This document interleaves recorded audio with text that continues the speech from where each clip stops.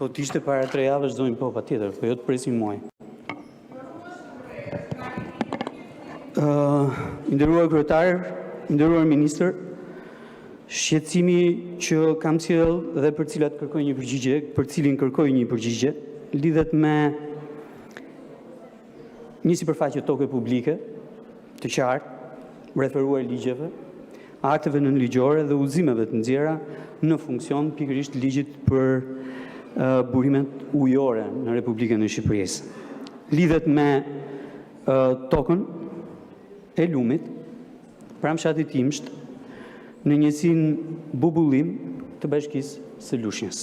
Por, me aq sa unë kam parë në atë territor, e njëjta problematik është edhe me tokën e lumit, edhe në lumin Shkumbin, ku ka pretendime kohë pas kohe për të marrë sipërfaqe toke nga toka e lumit, edhe për të kthyer në pronë private në funksion të disa individëve, duke përjashtuar jo vetëm institucionet publike që janë të ngarkuar nga ligji për të mbrojtur këtë tokë, por duke përjashtuar edhe banorët e zonës që ndodhet pranë pikërisht këtyre territoreve.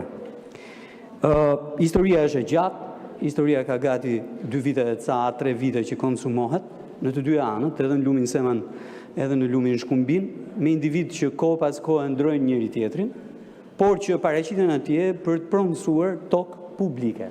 Po e përsëris edhe një herë. Ndërkohë që situata bëhet akoma më vështirë në kushtet kur të paktën nga muaji nëntor i vitit që shkoje deri tani, lumi Seman ka dalë nga shtrati të paktën 5 herë. Jo vetëm për shkak kushteve atmosferike, po edhe për shkak të impaktit që ka hidrocentrali i Banjës i lidhur me lumin Seman. Dhe me flukset e ujit që derdhen në të. Thënë këtë, unë mendoj që kjo sipërfaqe toke, veprat që janë në të, janë jetike për të mbrojtur fshatin në radhë të parë, e në krahun tjetër pastaj i shkoi ides që tokat që kanë një lloj boniteti që është i mjaftueshëm për të kultivuar produkte bujësore, është themelore që ti mbeten bujësisë. Asnjë sektori tjetër dhe asnjë iniciative tjetër private që diversifikon, është fjala që përdoret atje nga ata që duan të marrin atë tokë, pra diversifikon mënyrën e administrimit një tokë.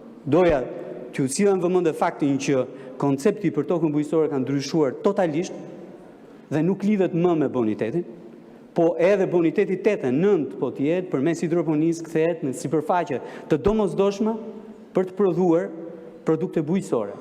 Dhe ne, patjetër, ne, Shqipëria, jemi deficitarë në këtë aspekt, duam sa më shumë të rrisim prodhimin dhe natyrisht të rrisim edhe nivelin e eksporteve tona, për të ndikuar në treg të brendshëm dhe natyrisht për të sjellë të ardhura tek ato familje që merren me bujësi në këto territore. Kështu që po i përmbledh pyetjet, thelbi është mbrojtja e jo vetëm asaj sipërfaqe toke, po të gjitha tokave të lumit në gjithë gjatësinë e tij, qoftë në krahun e Semanit, qoftë edhe në krahun e Shkumbinit, në të dyja bashkitë, edhe në bashkinë e Lushnjës, po edhe në bashkinë e Divjakës.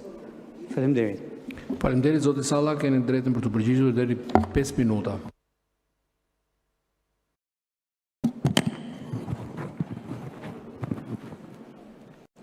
Nderuar zoti kryetar, të nderuar deputet, nisur nga shqetësimi i ngritur nga deputeti Braçe, Ministria e Bujqësisë dhe Zhvillimit Rural ka evidentuar dokumentacionin kadastral që disponon Drejtoria e Administrimit dhe Mbrojtjes tokës pranë Këshillit Qarkut Fier për pasurinë në zërin kadastral Pyll dhe Ar dhe tokë e pafrytshme përgjatë rrjedhjes së lumeve Seman dhe Shkumbin në territorin administrativ të Bashkisë Lushnje dhe Divjak.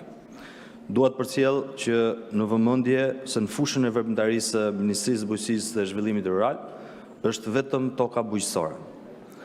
Pyetja, pse lejohet grabitja dhe tjetërsimi i tokës lumit Seman pranë fshatit Imsht dhe njësia administrative Bubullim Bashkia Lushnje, lidhur me pyetjen e parë, dëshiroj të bëj me dije se pranë fshatit Imsht, njësia administrative Bubullim Bashkia Lushnje, referuar dokumentacionit kadastral për gjatë lumit Seman rezulton pasuria në zërin kadastral pyll, me numër kadastral 187, me sipërfaqe 137.2 hektar në administrim të bashkisë, ndërsa në vendimet numër 49 dhe 58, në datë 3/11/1998, të ish Komisionit të Kthimit Kombesimit Pronave të rrethit Lushnje, 79 hektar nga kjo sipërfaqe i është kthyer dhe fizikisht 2 subjekteve. Pyetja dytë, a keni evidentuar në rastet e tjera të grabitjes dhe tetërsimit të tokës përgjatë lumit Semën dhe Shkumbin në territorin e bashkisë Lushnje dhe Divjak? Për pyetjen e dytë, toka bujqësore përgjatë lumeve Semën dhe Shkumbin në territorin administrativ të bashkisë Lushnje dhe Divjak zën një sipërfaqe për rreth 230 hektar të ndara në 13 parcela. Këto toka janë në pronësi private me vendodhje në fshatrat Ngurës e Vogël, Çerm Shkumbin, Çerm e Vogël, Çerm Proshk, Çerm e Sipërme, ku janë me origjinë nga ish kooperativat bujqësore dhe janë të ndara me ligjin 7501. Pranë Ministrisë Bujqësisë dhe Zhvillimit Rural, si dhe në drejtorinë e administrimit të mbrojtjes së tokës dhe pranë Këshillit Qarkut Fier, nuk rezulton të jetë administruar asnjë kërkesë nga asnjë subjekt privat apo shtetëror, njësitë e pushtetit vendor për zaptim apo tjetërsim prone. Në ngastrat tokë bujqësore që shtrihen përgjatë rrjedhës lumeve Semën dhe Shkumbin në territorin administrativ të bashkisë Lushnje dhe Divjak. Në mbyllje dëshiroj të theksoj se Ministria e Bujqësisë vlerëson çdo shqetësim lidhet me mirë administrimin e tokës bujqësore dhe ju garanton se mbetet e angazhuar për zbatimin dhe përgjegjësinë e duhur në kuadrin ligjor. Shumë faleminderit. Faleminderit, zoti Salla. Zoti Braçe, keni në dispozicion dhe 3 minuta kohë për të shprehur.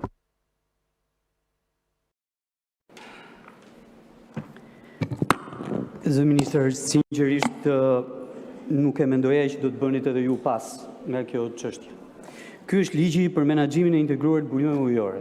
Është i vitit 2012. Pas ti, ka dalë një ligj tjetër për burimet ujore, i cili është i vitit 2024. Dhe është ky këtu.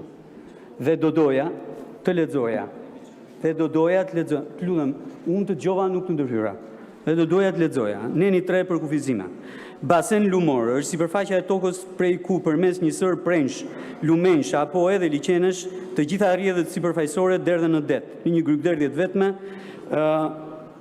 estuar apo delt. Brigjet janë rripa anësor të tokës përgjatë deteve, liqeneve, rezervuarve, lagunave dhe pellgjeve, si dhe përgjatë rrjedhës së lumenjve dhe përrenjve. Dhe neni që është neni cilit jam referuar prej 2 vitesh dhe që mua më habit gjithmonë fakti pse institucionet të refuzojnë të lexojnë këtë ligj dhe të refuzojnë të lexojnë këtë nen. Është neni 4, pronësia e burimeve ujore. Dhe fillon. Janë në pronësi publike dhe në administrim të organeve shtetërore të gjitha burimet ujore në Republikën e Shqipërisë. Të gjithë shtretërit dhe brigjet e deteve, lumenjve, përrenjve dhe rrjedhave të tjera natyrore, qofshin të përkohshme apo të përhershme. Ujërat kurativ, minerale, termominerale, gjeometri kanalet, liqenet, pellgjet, lagunat dhe zonat humbajtëse natyrore apo artificiale, ishujt dhe grumbullimet e rërës, gurëve dhe dherave në shtretët e lumenjve, liqenet dhe zonave humbajtëse si dhe formacionet gjeologjike të ujëronën toksor. C. Toka e përfituar nga tërheqja e ujit ose nga përparimi i tokës në drejtim të ujit, kur ajo lidhet me tokën që është në pronësi të shtetit. Që të gjitha strukturat dhe punimet hidroteknike të realizuar nga shteti si digat, sistemet e ujitjes, kullimit, lundrimit, stacionet e ujit të pishëm dhe kanalet, si dhe punimet që lidhen me to. 2. E drejta e pronësisë publike, sipas përcaktimeve të shkronjave që sapo lexova, A, B dhe C, të pikës 1 të këtij neni, është e patjetërsueshme dhe e paparashkrueshme, referuar atyre certifikatave që më treguat. Pra ky është ligji. Toka nga bregu i lumit, deri në Argjinatur, që është një infrastrukturë mbrojtëse për tokën edhe për fshatin, është tokë publike, e patjetërsueshme dhe e paparashkrueshme. Dhe në vijim do doja që t'ju referoja në vendimin e Këshillit të Ministrave që ka dalë në funksion të këtij ligji, ku përcaktohet qartë se sa është kjo sipërfaqe. Dhe është marrë parasysh në llogaritjet që bëhen për këtë sipërfaqe, janë nenet këtu, mund t'ja u vëmë dispozicion, deri prurjet me plota që ndodhin një herë në 100 vjet. Dhe për ato plota një herë në 100 vjet, kjo tokë është tokë publike, është tokë e shtetit, është tokë e lumit, e patjetërsueshme dhe e paparashkrueshme. Thënë këtë. Vitin që shkoj, unë kam kallëzuar në Prokurorinë e Fierit, pikërisht ato certifikata pronësie për cilat ju flisni. Ato i kam kallëzuar unë vetë, personalisht, në kushtet kur kërkush nga institucionet shtetërore nuk e mori përsipër ta bënte këtë gjë. E bëra unë, në emër të atyre banorëve atje, dhe natyrisht, ka prej një viti e kusur që Prokuroria e Fierit po heton se cilën prej tyre.